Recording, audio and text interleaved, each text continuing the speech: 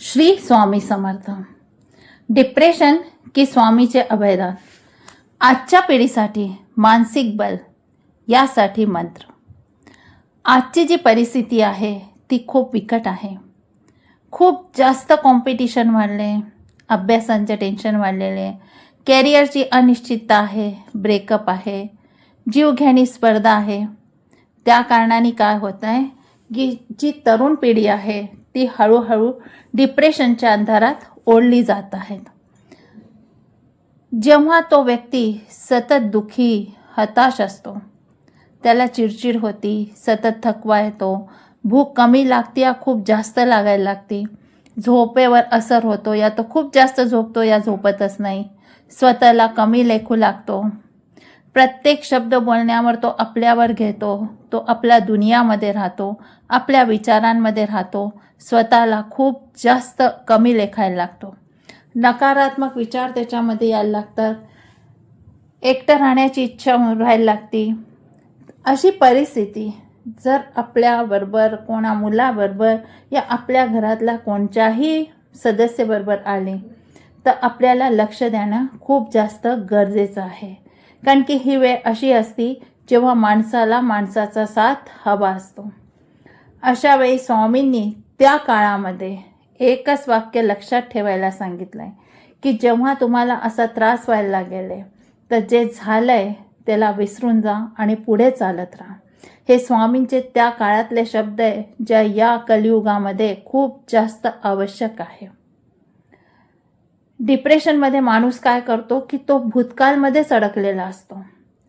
स्वामींचे तत्वज्ञान आपल्याला वर्तमानमध्ये जगायला शिकवतात. तू एकटा नको समजू, मी तुझ्या पाठीशी आहे. फक्त तू कर्मवर चिंता कर, बाकी सगळं माझ्यावर सोड. तू कर्म कर आणि चिंता माझ्यावर सोड. स्वामींनी आजच्या कित्येक वर्षापूर्वी ही गोष्ट सांगितली होती की अशी वेळ येईल जेव्हा माणूस आपल्याला एकटं समजेल. त्याकरता स्वामींनी हे वचन तेव्हाच देऊन दिले होते कि तू भिऊ नको, मी तुझ्या पाठीशी आहे. और मैं गया नहीं, जिंदा हूँ. मतलब आज भी मैं इस दुनिया में हूँ. तर ह्याचा अर्थ असाच आहे की आपल्याला एकटं कधी समजू नका. स्वामींनी अस्तित्वाची जाणीव दिली आहेत. युनिव्हर्सल एनर्जी सदा आपल्याबरोबर असती. म्हणून स्वामींची जेव्हा ही एनर्जी आपल्याबरोबर आहे तर हे डिप्रेशनचं जे भरलेलं अंगामध्ये जे तत्व आहे, अग्नितत्व, त्याला आपल्याला शांत करणं खूप जास्त गरजेचं आहे. आणि आजकाल प्रत्येक आईवडिलांना आपल्या मुलांकरता खूप भीती वाटते. कारण की आजच्या कमीत कमी हर एक घरामध्ये नाही म्हटलं तरी 15-20 घरं सोडून एक घरामध्ये एक मनुष्य डिप्रेशनमध्ये आहेच आहे. आणि या डिप्रेशनच्या वेळेस मुलांना आईवडिलांच्या साथची खूप जास्त गरज असते. पण कधी कधी काय करतात आईवडीलसुद्धा त्याच्यावर प्रेशर टाकतात की नाही, तुला कसंही करून याच्यामध्ये जायचं आहे, कॉम्पिटिशनमध्ये सक्सेस होऊन यायचं आहे. किती वेळ आपण मुलांची परिस्थितीला समजत नाही, ते डिप्रेशनमध्ये जातात. आजचे जे घटनाक्रम आहे, छोटे छोटेसे मुलं फाशी लावून आत्महत्या करत आहे. म्हणजे ही किती मोठी गोष्ट आहे की आज माणूस माणसाला समजत नाही आहे. कोणी कोणाचा साथ द्यायला तयार नाही आहे. कोणी पुढे वाढू इच्छुक आहे त्याला पुढे वाढू द्यायचं नाही आहे. प्रत्येक परिस्थितीमध्ये माणसाला कोणत्या ना कोणत्या भयानक त्रासामधून निघावं लागतं आहे. आणि प्रत्येक माणूस आपलीच इच्छा पूर्ण करू इच्छुक असतो की मी असं म्हणेन तेच तुला करायचं आहे. याच्यामध्ये त्या समोरच्याच्या मनाची काय भावना आहे, तो काय विचार करतोय, आज कोणीसुद्धा कोणाला समजायला तयार नाही आहे. आणि ही स्थिती येणार आहे म्हणून स्वामींना पहिलेच माहीत होतं. म्हणून स्वामींनी सांगितलं आहे की मी सदा तुमच्याबरोबर आहे. अशी परिस्थिती आली तर तुम्ही काही नका करू, तुम्ही फक्त माझं नामस्मरण करा. जेव्हा तुम्ही नामस्मरण कराल पॉझिटिव्हिटी एनर्जी तुमच्यामध्ये येईल युनिव्हर्सल, आणि ती आली की धीरे धीरे तुमचा आत्मविश्वास वाढेल. तर अशा परिस्थितीमध्ये आत्मविश्वास वाढवण्यासाठी मुलाबरोबर आईवडिलांना उभं राहावं लागेल. त्यांच्या खांद्यावर हात ठेवावं लागेल. त्यांना सांगावं लागेल की आम्ही तुझ्याबरोबर आहे. ही कोणाचीही स्थिती असो. हे आपल्याला सांगावं लागेल. आणि स्वामी स्वतः सांगतात ते, स्वामींचा हा वाक्य आहे की मी तुझ्या पाठीशी आहे, मी तुझ्यावर उभो आहे. हे स्वतः स्वामी सुद्धा सांगतात ते. जर स्वामी सांगतात ते तर स्वामींची शिकवण आपल्याला माहीत हवी की अशा परिस्थितीमध्ये मुलांना खूप जास्त साथची गरज असते. म्हणून अशी जर परिस्थिती आली असेल तर 21 दिवसाचं संकल्प करा, अनुष्ठान करा तारक मंत्राचा.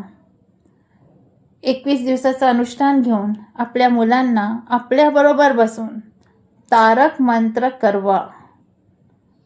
रोज 11 वेळा, एक जागा, एक आसन, एकच वेळ हे सुरू करा.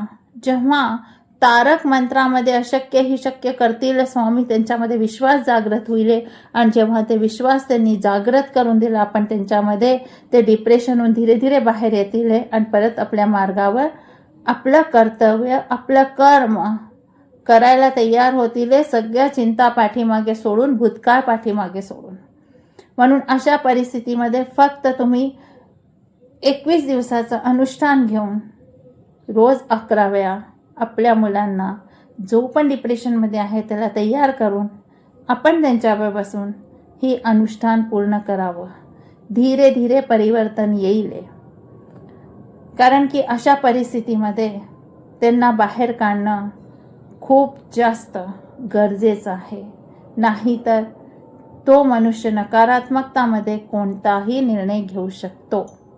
म्हणून लक्ष ठेवा की स्वामींनी पहिलेपासून जे आपल्याला दाखवलंय, दिशा दिली आहे, ती हीच दिशा आहे की कलियुगामध्ये काय काय होणार आहे. आणि अशा वेळेस माझी तेव्हा आवश्यकता राहिली.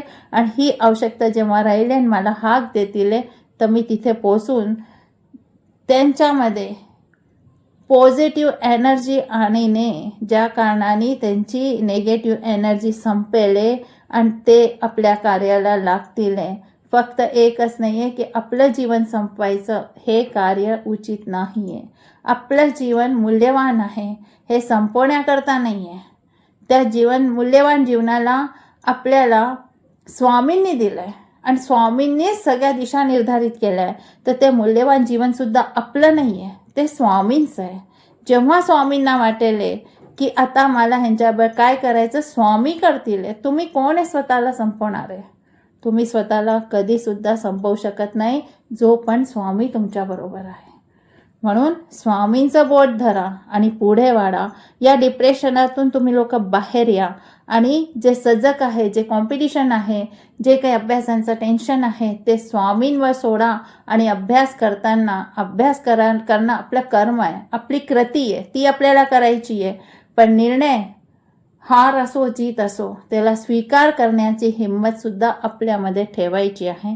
आणि पुन्हा उभं राहून पुन्हा त्या कॉम्पिटिशनमध्ये भाग घ्यायला आपल्याला स्वतःला तयार करायचं आहे. नक्कीच तुम्ही लोक जीवनामध्ये यशस्वी व्हाले, कारण की स्वामी आहे ते. व्हिडिओ आवडल्यास नक्कीच लाईक, शेअर आणि सबस्क्राईब करा. भेटूया आपल्या नेक्स्ट व्हिडिओमध्ये. श्री स्वामी समर्थ. जय जय स्वामी समर्थ.